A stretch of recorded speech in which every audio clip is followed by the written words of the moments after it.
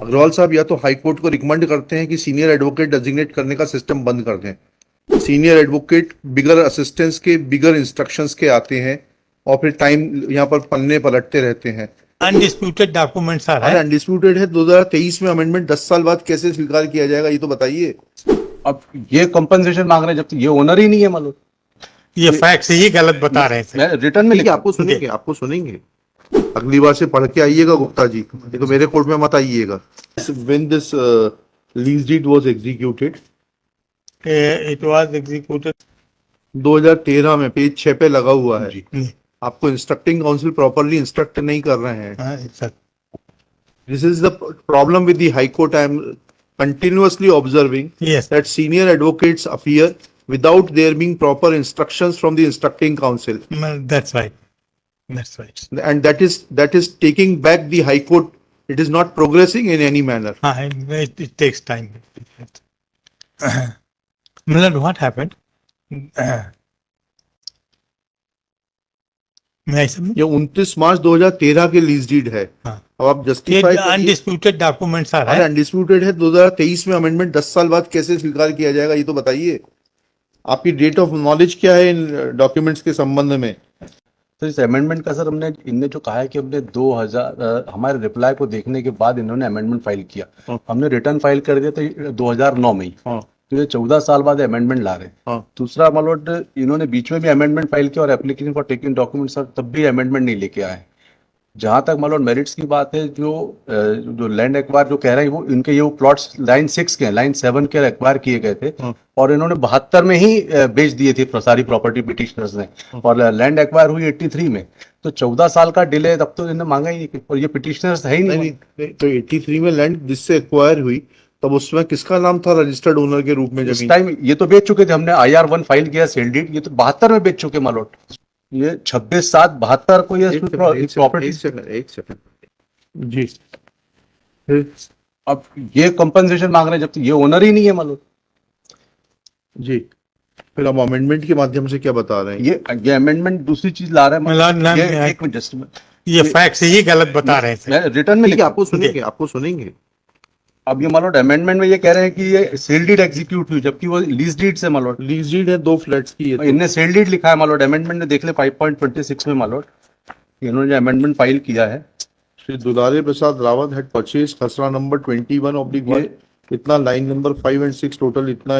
ये page number 2 पे sir इन्होंने लिखा है कि सच सेल डीड्स आर एनक्लोज्ड है P18 और P19, जबकि ये लीज डीड से मालूम। तो वैसे भी इनकरेक्ट डिस्क्रिप्शन है। एक सेकंड ये दुलारे प्रसाद ने रावत ने परचेज खसरा नंबर इतना कब खरीदा था? ये इसकी डेट क्या है दुलारे प्रसाद के खरीदने की?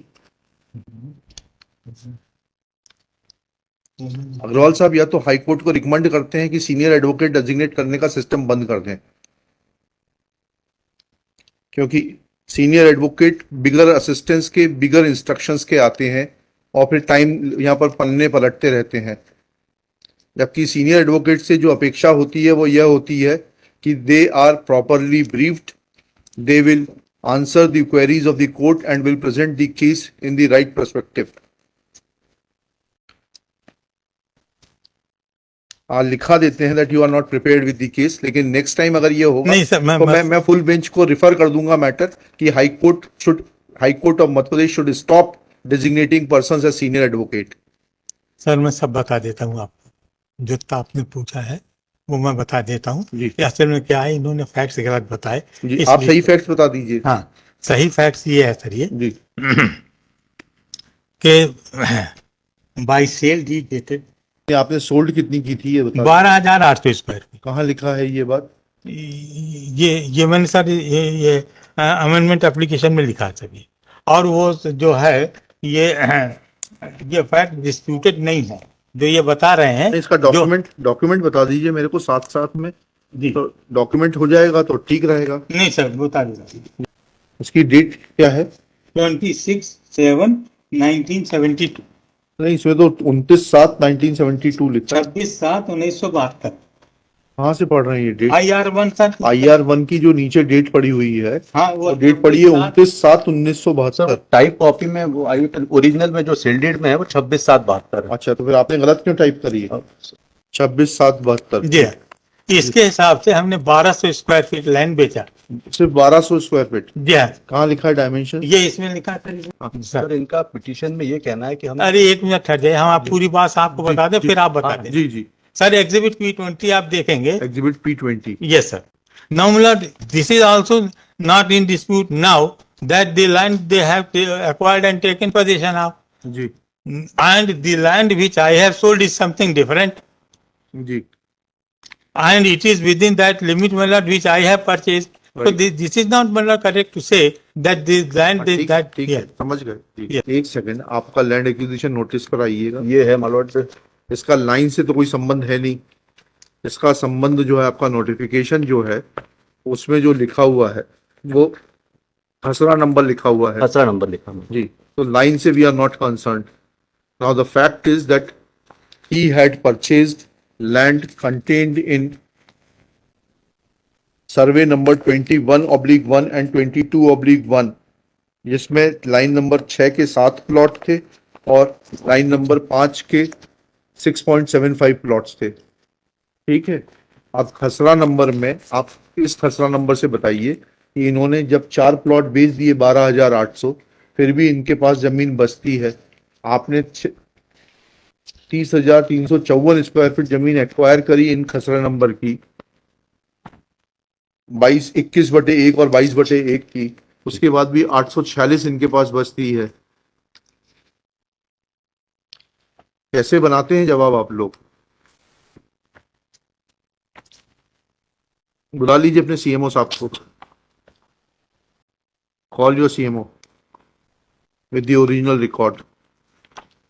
Shri RP Agrawal, learned senior advocate, assisted by Shri Rahul Gupta. अगली बार से पढ़ के आइएगा गुप्ता जी, ये तो मेरे कोर्ट में मत आइएगा। Petitioner's contention is that white sale deed dated purchase 10/1961, he had purchased land at measuring 44,000 square feet contained in survey number 21/1 and 22/1, being plots, 7 plots at line number 6 and 6.75 plots in line number 5, each measuring 40 into 80 square feet. Full stop.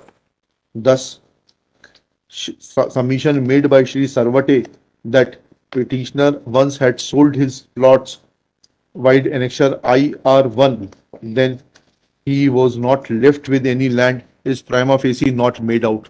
Full stop. Affidavit and documents be filed within 7 days. And CMO should remain personally present to explain those documents. List on let documents be filed on or before 3rd October 2023 with advance copy to the opposite party. List on 7 October 2023.